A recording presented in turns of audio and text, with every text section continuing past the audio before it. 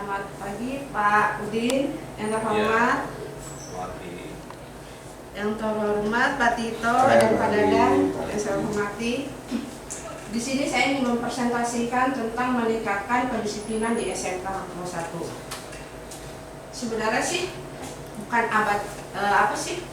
proposal abad 21, karena saya menangani di sini kedisiplinan yang ada di SMK Hangtua 1. Jadi yang saya tangani aja saya sampaikan di sini. Sebelumnya pengertian disiplin sebelumnya kita bahas lanjut di sini. Pengenalan dulu tentang pengertian disiplin. Disiplin diartikan sebagai suatu latihan batin yang terwujud dalam tingkah laku yang mana mempunyai tujuan agar manusia selalu patuh pada peraturan. Jadi sebelum lanjut, itu pengertian disiplin adalah agar siswa patuh terhadap peraturan yang ada di SMK Hangtua 1. Tujuan disiplin itu menciptakan keamanan di sekolah. Kalau anak-anak disiplin, pasti kan keamanan di sekolah akan tercipta. Yang kedua, lingkungan belajar yang nyaman.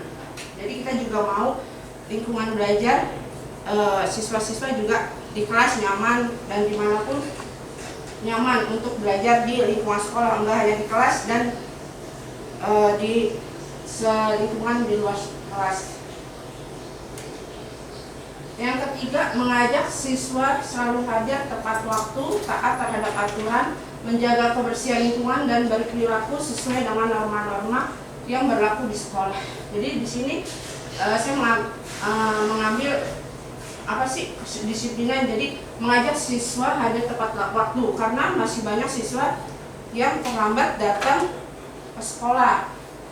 Terus masih banyak juga siswa yang alfa, terus tidak taat aturan, masih banyak. Jadi saya di sini mengambil tentang supaya anak-anak lebih disiplin, menjaga kebersihan lingkungan dan berperilaku sesuai dengan norma-norma yang berlaku di sekolah. Jadi agar siswa taat terhadap peraturan yang ada di sekolah. Terus melatih siswa agar siswa dapat mengatur dirinya sendiri.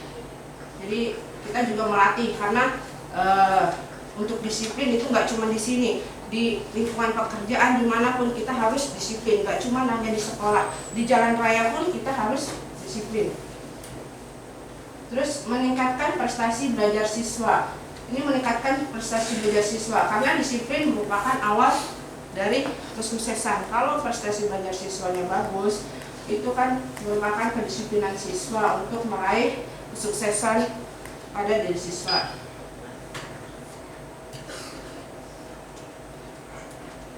Nah, kesimpulan dari saya, semua siswa wajib mentaati tata tertib yang di sekolah. Jadi menurut saya masih banyak siswa yang kurang disiplin dan tidak taat sama peraturan yang ada di sekolah. Jadi saya ingin semua siswa wajib mentaati tata tertib yang ada di sekolah, mensosialisasikan tentang tata tertib kepada siswa. Kita sudah mensosialisasikan tata tertib kepada siswa, tapi masih banyak siswa yang kurang memperhatikan tentang tata tertib yang berlaku di sekolah. Sudah di situ dijelaskan, sudah ditempel juga di ruang kelas bahwa datang itu jam 6 lewat 20 sudah sampai di sekolah, tapi masih banyak siswa yang datang lebih dari jam 6.30 dan lain sebagainya. Sudah ada peraturan, tapi masih saja siswa tidak mengikuti aturan, padahal kita sudah mensosialisasikan di kelas-kelas dan juga setiap apel juga sudah disampaikan. Terus menginformasikan kepada siswa bahwa disiplin itu sangat penting. Yang tadi saya jelaskan, disiplin itu sangat penting, gak cuma hanya di sekolah, tapi di jalan raya juga harus disiplin, karena kedepannya siswa itu akan bekerja. Nah, di situ juga harus disiplin, dimanapun kita harus disiplin. Mengajak siswa membuat jadwal kegiatan. Nah, kalau sudah ada jadwal, maka siswa juga akan mengikuti apa itu yang dibuat oleh siswa sendiri. Jadi jadwalnya harus dibentuk, pulang sekolah harus apa gitu, supaya anak ini disiplin. Tapi kalau sudah semuanya terjadwal, maka sehari-harinya juga akan berkebiasaan, akan berlaku disiplin. Selanjutnya, mengajak semua pihak sekolah ikut juga disiplin. Ya, kita kan kalau saya hanya mengajak, tapi itu tergantung dari individu masing-masing. Terus peran semua pihak sekolah sangatlah penting untuk kedisiplinan siswa. Saran praktisnya bagi siswa, saya menyarankan hendaklah siswa memahami tentang tata tertib atau peraturan yang ada di sekolah dan mentaati peraturan itu.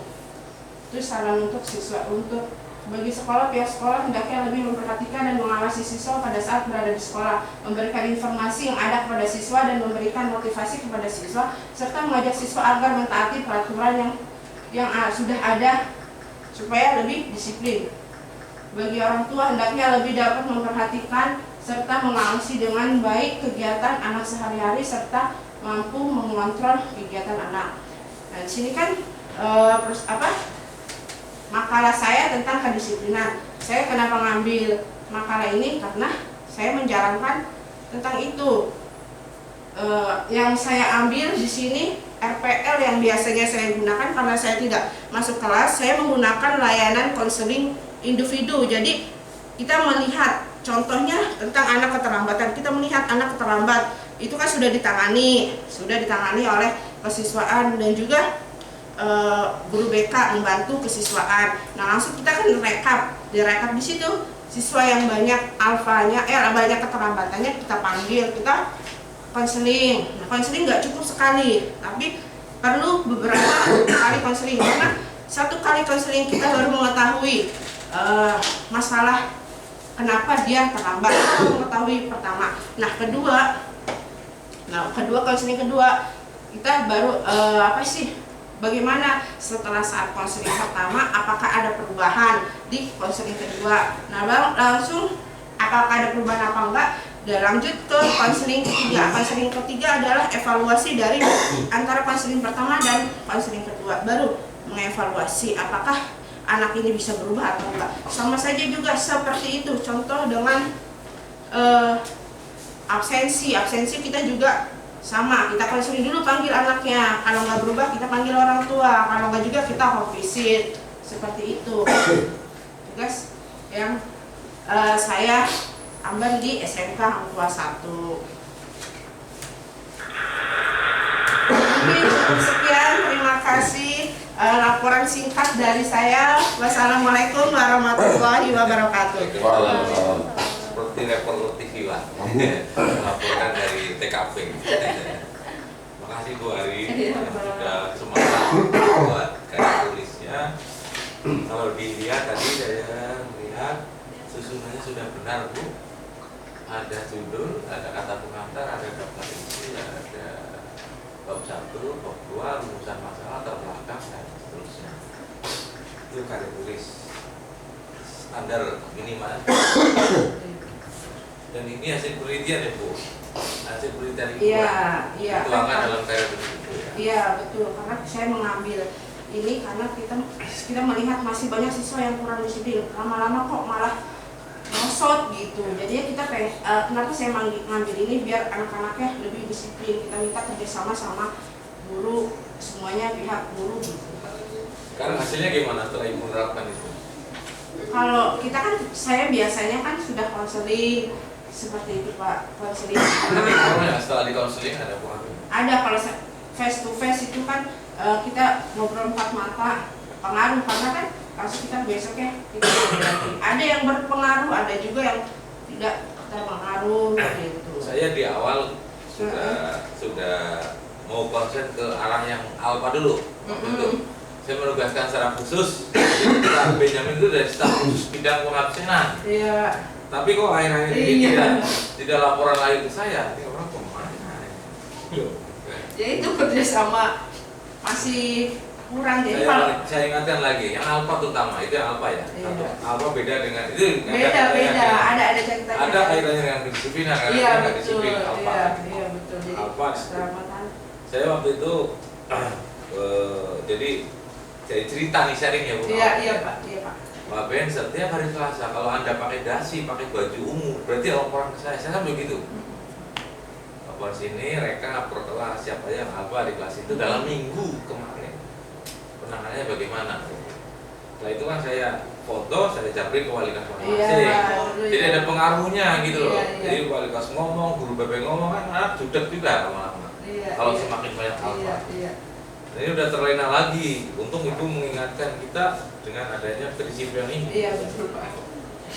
Itu jangan lupa nanti kalau ketemu Pak Ben barangkali tadi ingatkan. Iya Pak. Dia punya staf khusus bidang absen gitu. Iya. Absen siswa. Terus kalau saya amati juga Bu, saya bukan tinggal diam dari sini sudah mengamati tingkat keterlambatan anak belum cukup. Iya Gini Bu, saya punya resep. Ini harus dikomunikasikan. Di grup juga saya sudah ngomong. Iya.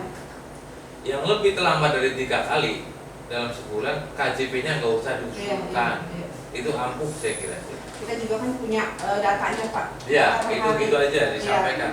Ya nanti. Mulai kapan lah gitu ya. Nanti Pak Ben saya suruh kalau Bapak saya udah bikinin Pak rekapitulasi semingguan itu kan saya yang bikin dari tanggal 1 sampai tanggal 7 karena kalau seandainya minggu pertama minggu kedua malah ribet gitu. Jadi kalau tanggal 1 tanggal 7 kan ketahuan, tanggal 1 tanggal 7 saya sampaikan begitu. Ya kan seminggu sekali kok, nggak berat kok ya.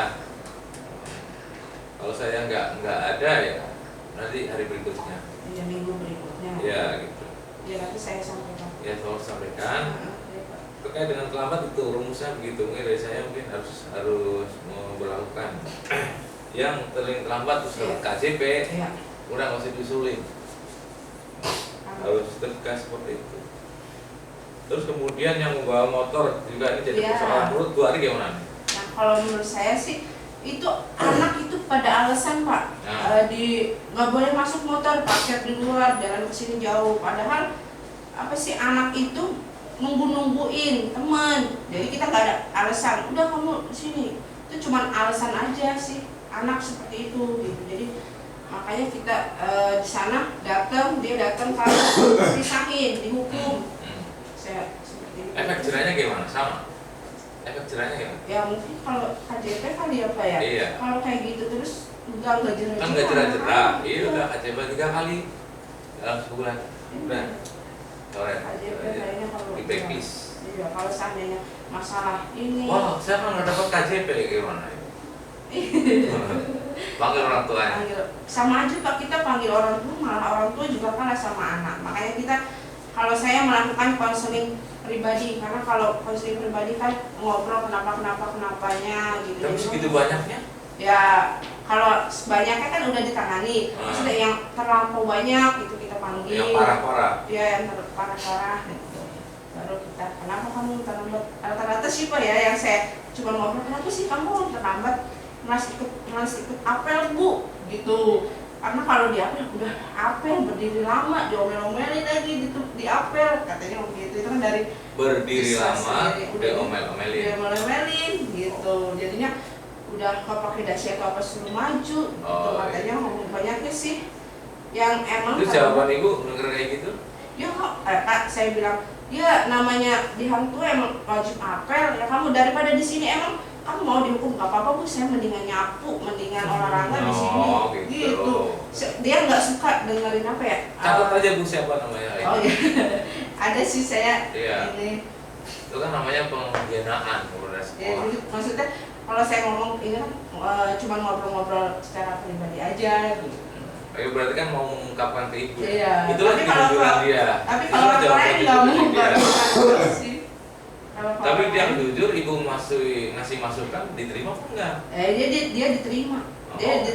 Mau ikut lagi apa ya? Terus sekarang kamu jangan, kita kan ngomong pelan-pelan ya Pak ya. Kalau seandainya sekali kita iniin kan enggak. Terus tanya lagi, gimana kamu sih terlambat enggak? Saya kan ngobrol biasa gitu.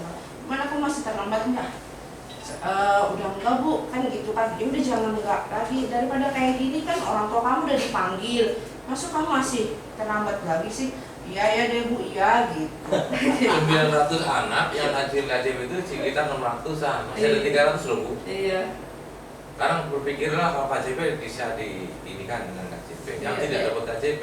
Iya nanti apa sih? Kalau saya gini Pak, Setiap yang terlambat 3 yang dapat KJP tidak diusulkan dapat KJP, yang tidak dapat KJP tidak diperkenankan ikut UTS. Itu kalau kayak saya begitu. Tapi dia harus tegas. Ini udah dikomunikasikan dulu dengan pihak orang tua Bu? apa yang untuk masalah terlambat? Udah Pak, kita udah panggil. Kalau seandainya siswa berapa kali terlambat, kita panggil orang tuanya. Udah pernah, tapi tetap aja anaknya terlambat. Gitu. Apalagi kan sengaja Pak. Iya sengaja. Sengaja. Jadi apa sih, anak sama orang tua tuh Orang tua ininya banyak. anak malah takut sama, orang tua malah takutnya sama anak. Ya bisa aja anak sih berangkat jam 6. Iya, mampir dulu Mana kan bisa jadi Pak. Iya. Tapi kan dengan dialog itu saya ketemu jawabannya Pak. Kemana dulu anak itu? Iya. Ada orang tuanya, ada anaknya, ada gurunya gitu tanya gitu. Tapi ada juga orang tua malah bilang anaknya ini dibangunin susah Bu, gitu. Malah mandinya lama gitu. Biasa dimanja. Iya. Tapi saya lebih suka Pak maksudnya anak yang masuk terlambat daripada yang alfa. Banyak juga ada anak yang alfa. Kalau alfa kan kita untuk apa sih ngomong ke anaknya kan susah karena dia nggak alfa kan. Nah kalau terlambat kan masih bisa kita komunikasi, kita ngobrol. Kalau Tiap hari alfa terlambat ya? iya, maksudnya tapi juga jangan tiap hari terlambat. Ada juga dulu Bu alumni kita, padahal rumahnya di mana? Jalan Temia. Jalan Temia Iya. seberapa jauh sih? Iya. Sengaja Bu. Sengaja. Bu. Harusnya sih tegas Bu. Iya gitu aja. Iya. Nanti tolong Terlambat tidak dimaafkan. terlambat Juga. atau alfa sama aja hukumnya. Iya, Alfa udah. Nanti jelas. tolong kesiswaan, Oh, iya, iya. komunikasikan. Iya Pak. Iya. Dari karya tulis ibu ini sungguh maknanya luas.